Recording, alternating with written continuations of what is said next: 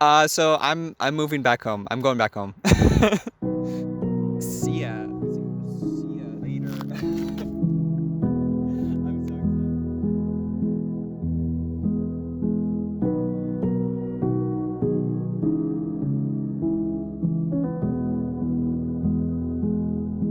It took a couple months to come to this decision, but at the end of the day, I can have the most ideal job. I can be living in the most ideal place. But if I don't have the people, then what's the I've already determined that's the thing I'm most grateful for, is the people I'm so lucky to surround myself with. And sure, maybe things could have worked out down the road, but I'm not gonna pin my hopes on a future that's a giant question mark. It's a little frustrating to move, it's a little frustrating to find a new job, but I know it's gonna make me happy. And I'm not gonna postpone that happiness anymore.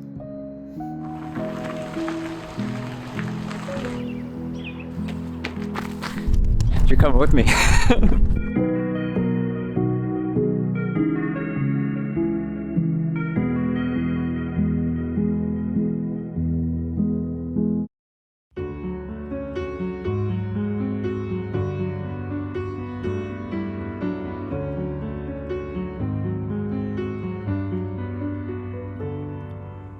I learned my limit in the back of a Camry from Rockaway.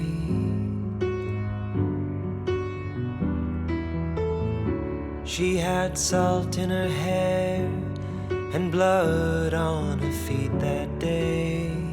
I got a few questions for you. Sure. What pushed you to acting? Tell me about that journey to actually be like, hey, I'm gonna go to acting school. It was a lot of off and on. It's just like a lot of inner dialogue. Like everyone around me was supportive about it. I think that might have been it though. Like that was the reason why I decided not to do it at first, because I was like, why is everyone being so supportive? Like maybe I should think twice about this. But like, you know, if I don't do this, I'm gonna regret it for the rest of my life. Yeah, so that's why I decided to, you know, go for it next year and see where it takes me. So yeah.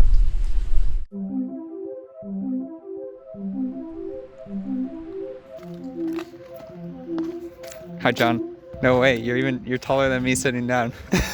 Has there been a time in your life where you feel like you've postponed your happiness? It's a great question.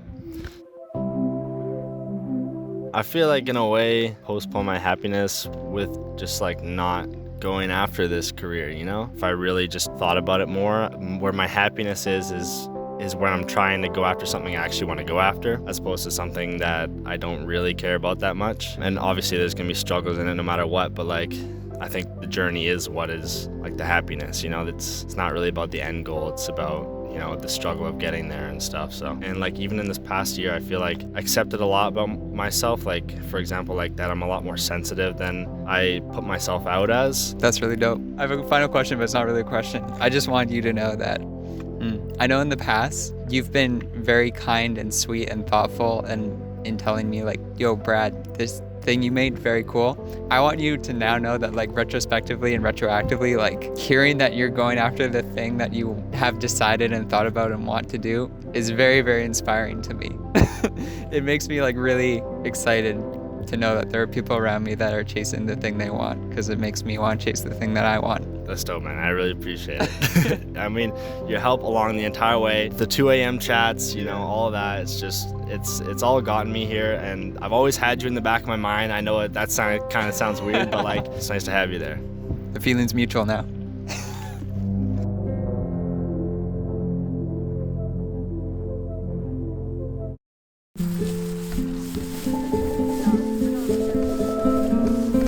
I just want to hang out with the boys. Saturdays for the boys. What's wrong with Sunday? Sunday's Friday. Finally did it, Ken. You found a gamer. I found a gamer girl, dude. I didn't think they were out there. Did you think Ken was out there? No.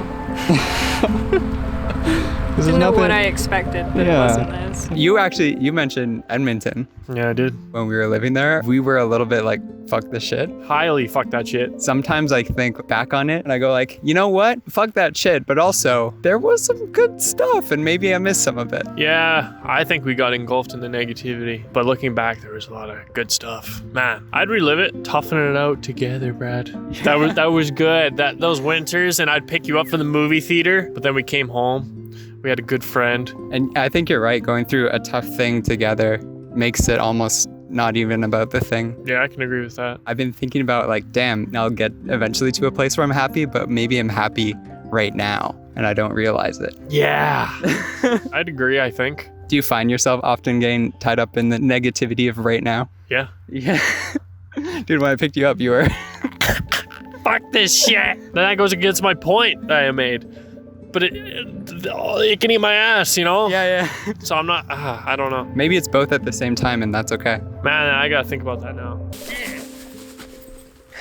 I could almost disappear. Wild Pokemon. Pokeball, go! Throw my balls at you. You can't keep offering that. I'm going to take you up on it. What are you happy for right now? Okay, I'm grateful for Jane or Bobby. Oh, I have little fishies. And they make you happy? Yeah, because you got these little balls of life, and they're like, sometimes we walk up to them and they like zip at you. Like, hey, I recognize you, motherfucker. Give me some food. And there's like live plants in it. I'm like a gardener kind of now. You're like a gardener and a father. Yeah, I have little fishies. And shrimp. I have a shrimp, little shrimpy. Thank you for telling me. Yeah, you're welcome. Why you give me the stink eye? We get to go to Easter. You have to go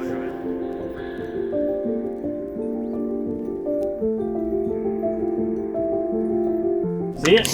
That kind of looks like some Elden Ring shit, you know? I know, right? Your ass is gonna get eaten if you go over there. I'm gonna go there. Why, you want your ass eaten? Obviously.